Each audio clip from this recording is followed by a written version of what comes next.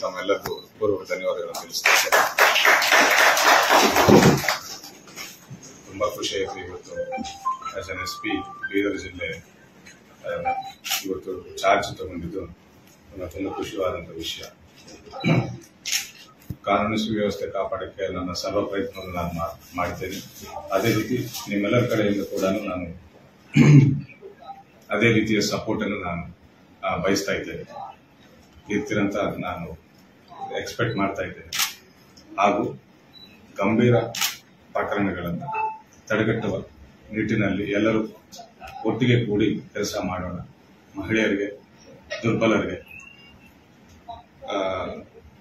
Most under ಪ್ರಿವಿಲೇಜ್ಗೆ ಎಲ್ಲರಿಗೂ ನ್ಯಾಯ ಸಿಗುವ ರೀತಿ, ಕಾನೂನು ಎಲ್ಲರಿಗೂ ಒಂದೇ ಅನ್ನೋ ರೀತಿ ಕೆಲಸ ಮಾಡ್ತೇನೆ. ಅದೇ ರೀತಿ ಇವರೆಲ್ಲರನ್ನು ಒಟ್ಟಿಗೆ ಸೇರಿಸಿಕೊಂಡು ಅದೇ ರೀತಿ ಜಿಲ್ಲೆಯ ಕಾನೂನು ಸುವ್ಯವಸ್ಥೆಗೆ ನಾನು ನನ್ನ ಕರ್ತವ್ಯವನ್ನು ನಾನು ನಿಭಾಯಿಸ್ತೇನೆ.